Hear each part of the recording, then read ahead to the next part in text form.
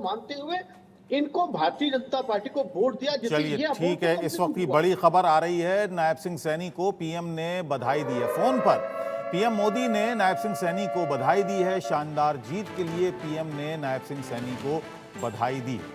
तो एक तरह से हम ये कह सकते हैं कि बिल्कुल चुनाव से 6 महीने पहले नायब सिंह सैनी को मुख्यमंत्री बनाना, एक नया चेहरा मुख्यमंत्री के तौर पर हरियाणा को देना, तो वो एक कारगर साबित हुआ है। वो एक फैक्टर, की फैक्टर हम इस वक्त कह सकते हैं। जो चुनाव नतीजे बता रहे हैं वो तो यही बता रहे हैं कि नायब सिंह सैनी को कमान देना हरियाणा की एक तरह से की फैक्टर बन गया भारतीय जनता पार्टी के लिए।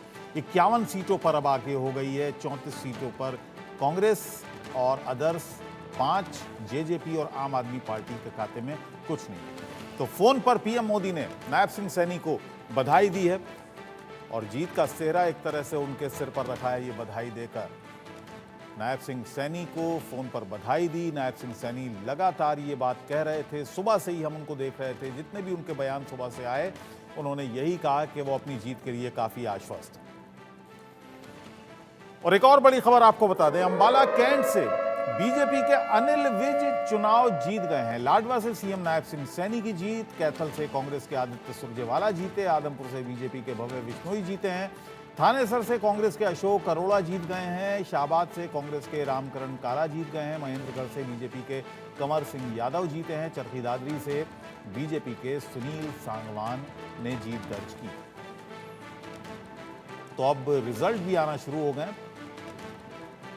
और कुछ ही देर में 4 बजते बजते एक मेरे अनुमान के मुताबिक लगभग सभी नतीजे आ जाएंगे।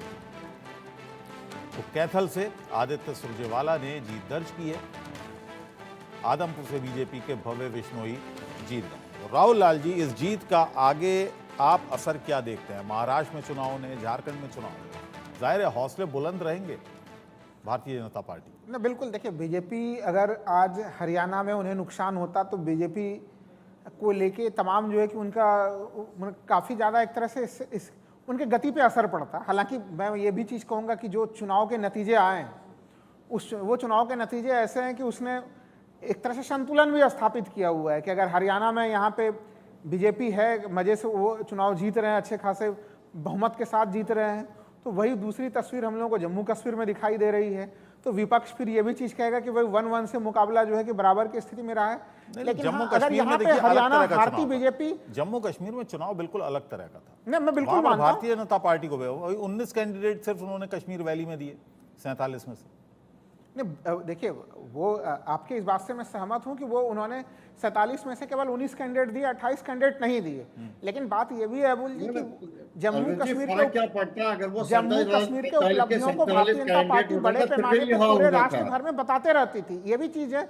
तो इसलिए विपक्ष के पास क्या मुद्दे होंगे? मैं ये कह रहा हूं कि विपक्ष अगर आगे के लिए अगर अपने कार्यकर्ताओं को, अपने और लोगों को अगर एनर्जी देगी तो उनके लिए 1-1 में यही चीज वो कहेंगे कि भाई जम्मू कश्मीर हमारे पास रहा, हरियाणा इनके पास गया।